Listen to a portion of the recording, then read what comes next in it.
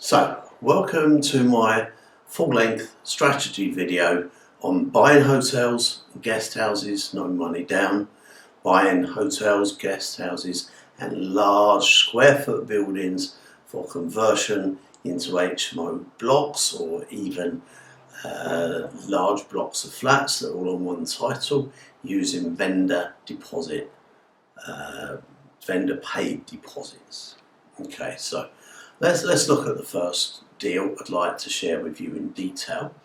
And this is what happened to a hotel that I purchased with a business partner. First of all, it came to us through an estate agent in Wisbech, and it was available on the market for 219 grand. So because we want to do the deal and we know it's going to value up much higher than that once we've got it turned into an HMO, all we needed to do was get the vendor on board. So we got him on board by offering him asking price. Now, been on the market for quite some time, it wasn't selling, because after all, who wants a guest house?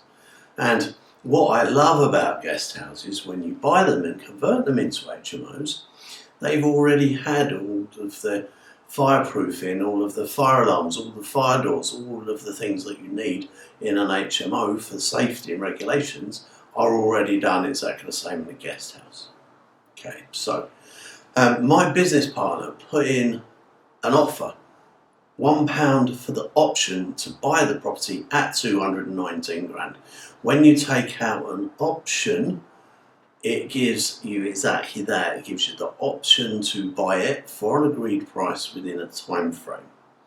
Okay, you need to provision if for any reason it doesn't complete in the time frame, and that's down to negotiation. But for this particular deal, we paid £1 for the option to buy the guest house for 219 grand.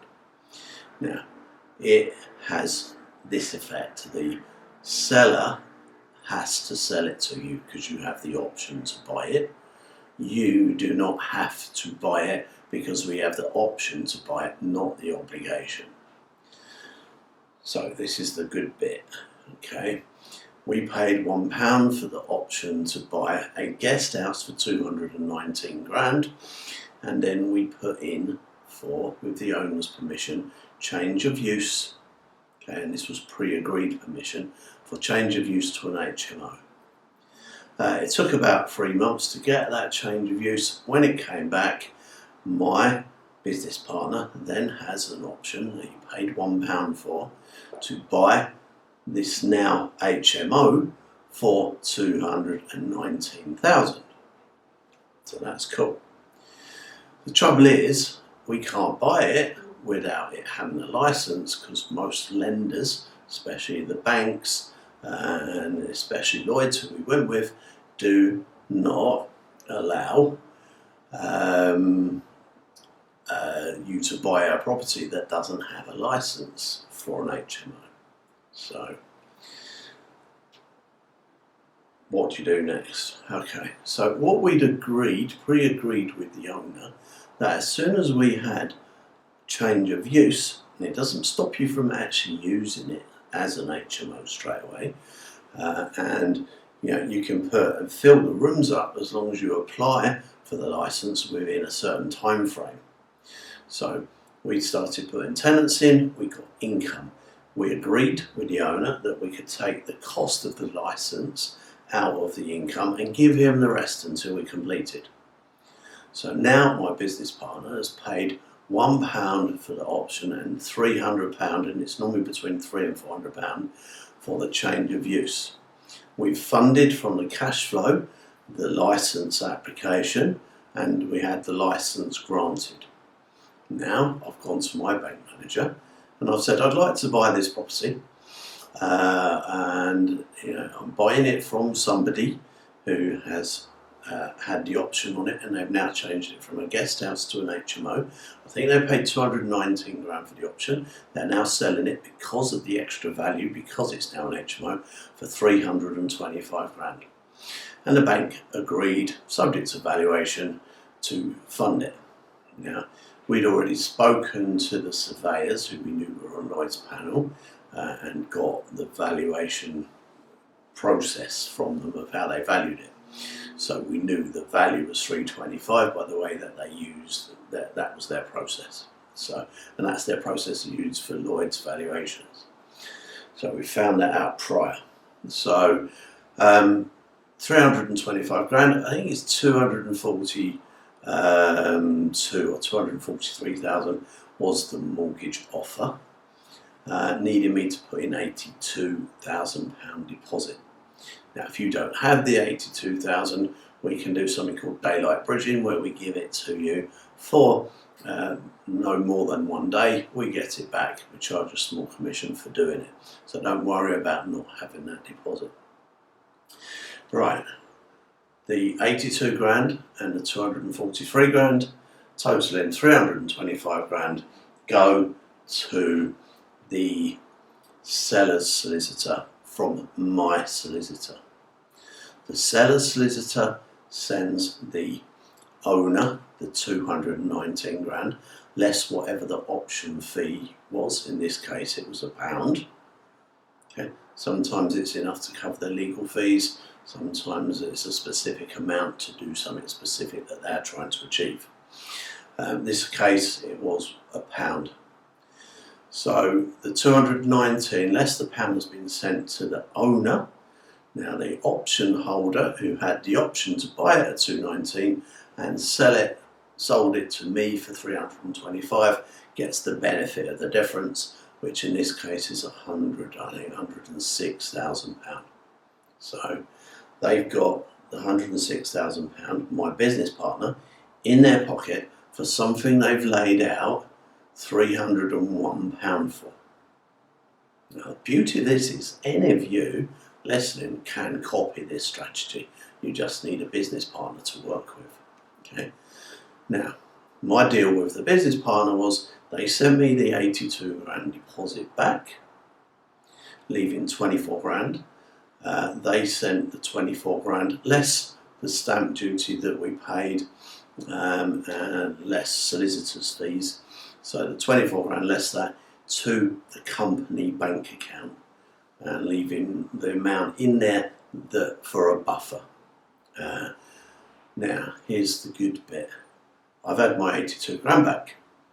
Okay, so I've not really got any more than the 700 quid that I put in for my survey fee and some legal fees. Okay, but we've had more than that back in cash on the day. Okay, and now my business partner becomes a director in the limited company that bought it and a shareholder, and gets party to the bank account. So we've got a bank account with money in. We've acquired a hotel that we've been paid to buy. Okay, and from then on, we've had a £1,500 a month cash flow from the portfolio profit after all costs, giving us £750 per month each from something that cost us nothing. In fact, something that we got paid to buy. You can copy this. Okay, there's several bits and pieces you need to know. Guest houses, there are thousands of them on the market. You have to watch out very much for the seaside town ones. I personally wouldn't buy using this strategy in Blackpool, one of the places where there's so many of them, because of the demand on HMO rooms up there. Last time I checked it out, there was more rooms available than people looking for rooms. Not a good place to be when you're adding to it. And can you turn the seaside town guest houses into HMOs? Well, a lot of the seaside towns don't like, especially the first row, the Beach Road row, and the 1 or 2 rows in. They don't like them being converted into HMOs because they, after all, want people come in every summer to stay there, and they need somewhere for them to stay. So even if the guest house has been closed for a couple of years, it's unlikely that the council will give permission to turn it into an HMO. Okay, If you're going to ring the council to check it out first, which is a great idea, first of all, it might be good to look at the town plan. So every council has got their 10-year plan, and on it will say you about the HMO strategy. So if you can work within that, then you know what you can do. But I'd be ringing the council. Now, the minute you ring and ask about a specific address, like whatever number Smith Street, they'll want paying for advice. If, however, you just ring up asking for policy, so, we're in Great Yarmouth, what is the policy of turning HMO rooms into, or turning guest houses into HMO rooms, and their policy is basically some of the roads up to halfway down, a certain number, can't be. After that, they can be turned into holiday flats, but not HMO rooms. They have specific things, and they'll tell you what their policy is without having to pay them any money. But if you ask the question in the wrong way, you will get blocked off. They won't answer it. You'll have to pay. Ask it in the right way, and you won't. Now, when you're doing these valuations, you need to be paying no more than £15 to £20 per room, because they actually value them. The most common valuation process technique is that they will value the property at 80% of the annual cash flow times 8. So you multiply 80% of the annual cash flow by 8, that gives it the value, and then the banks will normally lend 70-75% on that. Quite often they're on a repayment mortgage over 25 years. Okay, so you have to allow for that. So I hope that's been helpful, but you do not pay more than 15 to 20 grand per room. Most areas in the country, okay, the rent is £75-80 for a double room, with an ensuite room being between £100 and £120 per week, depending on the area. So you can pay slightly more than 15 grand per room if it's 80 quid per room. You can't if it's more. If it's 110, you can pay slightly more than 15 grand per room. But because of the valuation process, the bricks and mortar valuation will only stack up in your favour, and you'll get cash back if you're buying at 15 grand a room, not if you're paying 35, 40, 50 grand per room. So this doesn't work very well in the south. Okay, so I hope that buying guest houses bit has helped you. Now, when it comes to buying hotels or properties using vendor finance, it gets even more exciting. Like I explained earlier on with Ian's deal, the property had been on the market for 2 years, not selling, 840 grand he was asking for it. And I think he'd have got maybe 780. Okay. Ian came along, we worked it out, we found out what his motivation was. We knew he was going off to Thailand, he was married to a Thai lady, and he was going to build a block of flats to rent out in Thailand to get his income from. So he needed capital to build it and cash to live off. So we said to him, look, we'll offer you £1 million for this property you're trying to sell for 840. Okay? But we'll only give you 750 now, okay, which is probably only 30 grand less than what you'd actually get, but we'll give you the other 250 grand over 100 months. And how we structure it is basically he puts the money back in or leaves the money in on the day of purchase, because he's a 25% shareholder in the company, and then we buy the shares off him at 2.5 grand a share over 100 months. And as I said, Bill Glazier bought Manchester United exactly the same, recognised that he had huge assets, refinanced the assets, lent himself the money he raised, more than what he paid for it, and Manchester United pay the interest on the money that he borrowed. It's a little bit naughty, but totally legal.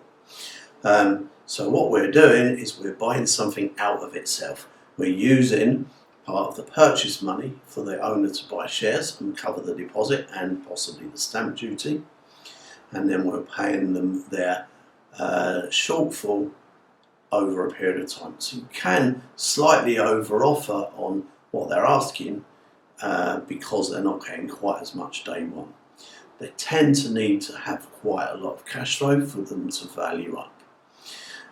One of my clients, and you'll get the link with this, I interviewed him. It's an hour interview, including a Q&A after.